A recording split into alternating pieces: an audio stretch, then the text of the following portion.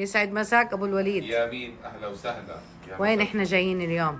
احنا جايين اليوم نطل طلة جميلة هيك على خالي ابو ايمن.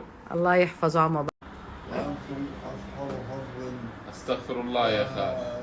الله أعترف بذلك. الله يجزاك الخير، الله انتم اصحاب يحفظك. الفضل والله. الله يحفظك. والمرجحة. المرجحة. نعم، هذه المرجوحة اختارتها مروة، نعم. زوجتي الحبيبة مروة حماد. والله يا خالي مقصرين يعني انت تدلل. حتى تبقى ذاكرة، لكن انتم يعني بدنا اشي محرز حرزان يكون يعني. والله. معك فخالي أنا. درس مجموعة كبيرة من الشخصيات المرموقة في قطر الحبيبة. صحيح. معك فخالي أنا. درس مجموعة كبيرة من الشخصيات المرموقة في قطر الحبيبة. صحيح. وشبيهي. صحيح بيشبهك على فكرة، انت وحبيبي بتشبه خالك كثير. وقرة عيني. ما شاء الله عليه، الله أي يحفظه. نعم. الله يكرمك.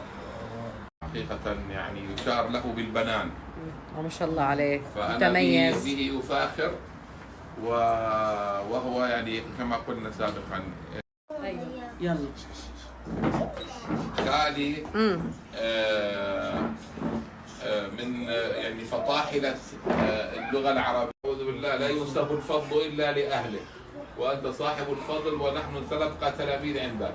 يا حبيبي الله هذا يحفظه. هذا جميل هيك صحيح. ما شاء الله عليه. نعم. الله يحفظه. يعني دائما بيصحح لنا أخطائنا اللغوية، وكان معلم وعلم. ايش بالجنة قاعد.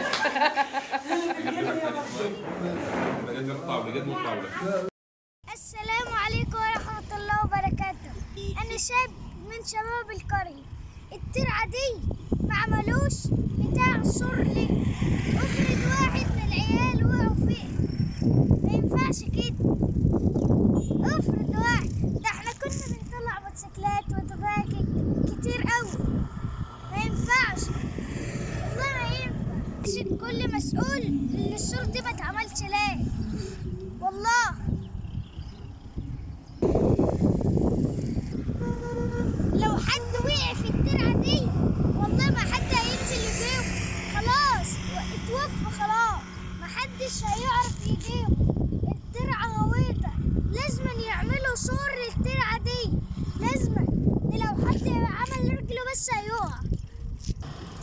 الترعة كلها يا ناس 15 متر، 15 متر اللي يقع فيها مش هيطلع تاني. دي منطقة سكنية، لازم السور يتعمل حفاظا على الأرواح. يناشد كل مسؤول، لازم السور دي يتعمل، عشان لو المقاول جه وخلص شغله هو واخد فلوسه كاملة. ما ينفعش كده يا ناس، والله ما ينفع. امال لو واحد وقع، طب بصوا يا جدعان، لو واحد وقع ترضوا ابنكم يقع؟ ترضوا حد يقع من عيلتكم؟ دي منطقة سكنية، لازم السور يتعامل قدامهم يا ناس، لازم كده والله. وأنا بقول كلام صح، لازم السور يتعامل حفاظا على الأرواح. بناشد كل مسؤول قبل المقاول يخلص شغله، بناشد كل مسؤول قبل ما المقاول يخلص شغله. السور لازم يتعمل يا ناس.